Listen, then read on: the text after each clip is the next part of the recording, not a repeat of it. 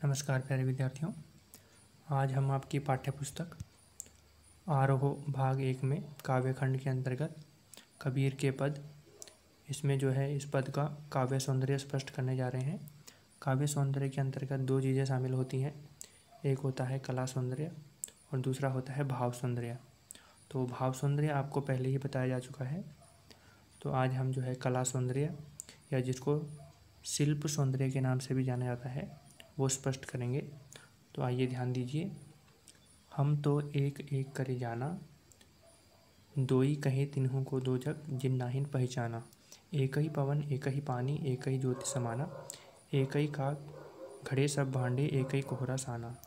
जैसे बाढ़ी काष्ठ ही काटे अग्नि न काटे कोई, सब घटी अंतरी तू ही व्यापक धरई स्वरूप सोई। माया देखी के जगत लुभाना, काहे रे नर गरबाना। निर्भय भया कछु नहीं व्यापई, कहे कबीर दीवाना। तो इसमें शिल्प सौंदर्य या कला सौंदर्य के अंतर्गत जो सबसे पहले बात आएगी, जो सबसे पहला बिंदु आएगा, तो उसमें आपने लिखना है कि जो कबीर की भाषा है वो सरल, सहज, सरस, भावानुकूल, प्रभामयी है। ठीक है, प्रायः हिंदी की कविताओं में ये पंक्ति आती ही आती है, ये बिंदु जो है वो आता ही आता है कला सौंदर्य के या शिल्प सौंदर्य के अंतर्गत। दूसरा है कि इनकी भाषा है वो सदुक्कड़ी भाषा है, यानी पंचमेल खिचड़ी भी कहा जाता है इनकी भाषा को, क्योंकि ये जो है पढ़े लिखे नहीं थे।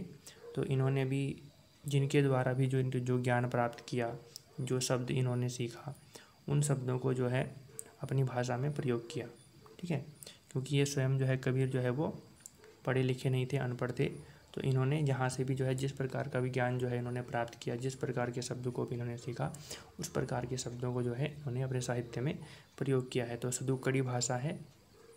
ठीक है, पंचमेल खिचड़ी है, यानी विभिन्न भाषाओं के जो शब्द हैं इनकी भाषा में आए हैं, किसी एक भाषा के शब्दों का इन्होंने प्रयोग नहीं किया है। तो सदुक्कड़ी भाषा है या पंचमेल खिचड़ी की भाषा है। ठीक है, दूसरा बिंदु तो ये हो जाएगा। इसके अलावा इसमें अगर कोई अलंकार है तो अब ध्यान देते हैं। हम तो एक एक करी जाना, तो एक एक में जो है वो अलंकार है। कौन सा अलंकार है? अलंकार आपने जो है 10वीं कक्षा में पढ़े होंगे।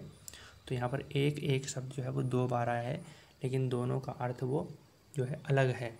तो जब जो है शब्दों का जो है बार बार प्रयोग होता है लेकिन उनका अर्थ अलग अलग होता है, तो कौन सा अलंकार होता है? यमक अलंकार।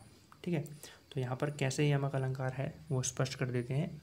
यहाँ पर जो है एक एक, तो जो हम तो एक एक करी जाना, ठीक है, जो पहले वाला एक है उसका अर्थ है संख्या, यानी एक संख्या, और जो दूसरा एक है उसका अर्थ है परमात्मा, यानी एक परमात्मा। ठीक है, तो हम तो एक एक करी जाना, तो पहले वाले एक का अर्थ हुआ संख्या और दूसरे वाले एक का अर्थ हुआ परमात्मा।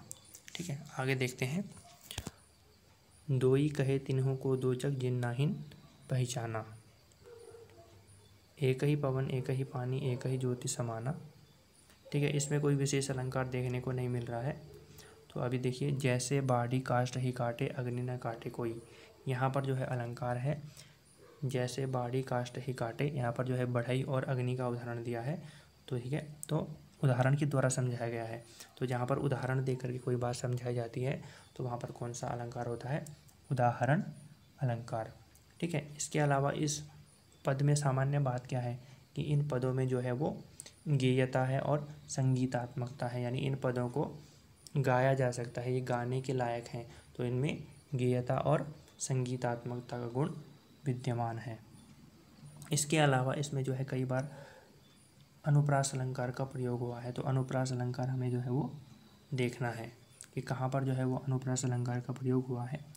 तो यहाँ पर देखिए लिखा है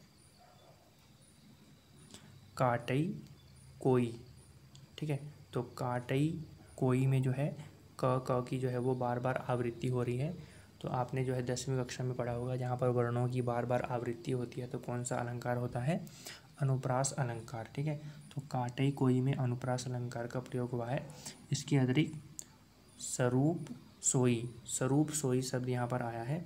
तो यहाँ पर भी जो है सा की 2 बार आवृत्ति हो रही है। तो ये भी जो है नियम के अनुसार कौन सा अलंकार हो जाएगा? अनुप्रास अलंकार। इसके अलावा जो है एक बार फिर से अनुप्रास अलंकार का प्रयोग हुआ है कही कबीर। तो कहे कबीर में जो है वो क की जो है 2 बार आवृत्ति हो रही है, तो नियमानुसार यहाँ पर भी जो है वो अनुप्रास अलंकार का प्रयोग होगा। अनुप्रास अलंकार जो है एक सामान्य अलंकार है और बहुत ही प्रसिद्ध अलंकार है।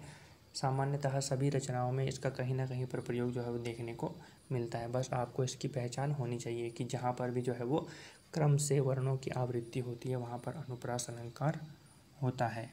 ठीक है, तो ये तो इसका काव्य सौंदर्य था। उम्मीद करता हूँ आपको जो है इसका काव्य सौंदर्य यानी जो शिल्प सौंदर्य है, काव्य सौंदर्य के अंतर्गत बताया 2 चीज़ें होती हैं। एक तो होता है भाव सौंदर्य, ठीक है, कि कविता में जो साहित्यकार है, जो कवि है, वो क्या कहना चाहता है, ठीक है, क्या भावना अभिव्यक्त करना चाहता है, वो क्या बताना चाहता है, वो जो है वो भाव सौंदर्य के अंतर्गत आता है। और दूसरा है कला सौंदर्य या शिल्प सौंदर्य, उसमें कौन सा अलंकार है, कौन सा रस है, कौन सा छंद है, ठीक है, कौन सा उसमें गुण है, ये सब उसमें विशेष शिल्प की दृष्टि से, भाषा की दृष्टि से उसमें उसकी भाषा शैली कैसी है, कैसी भाषा का प्रयोग किया गया है, ये सब जो है वो शिल्प सौंदर्य के अंतर्गत या कला सौंदर्य के अंतर्गत आता है। तो उम्मीद करता हूँ आपको समझ में आ गया होगा। जो भी इसमें शिल्प सौंदर्य है, कला सौंदर्य से संबंधित बात थी वो आपको बता दी गई है। तो आपने जो है इसी प्रकार से परीक्षा में लिखना है। ये जो है 4 नंबर का आता है, 2 नंबर का शिल्प सौंदर्य स्पष्ट करना और 2 नंबर का भाव सौंदर्य स्पष्ट करना आता है। ठीक है, तो उम्मीद करता हूँ आपको समझ में आ गया होगा। यदि आपको अभी भी कोई समस्या है तो आप मुझे जो है व्यक्तिगत रूप से बता सकते हैं। तो आज के लिए इतना ही। कल जो है नए पद के साथ मिलते हैं। तब तक के लिए धन्यवाद।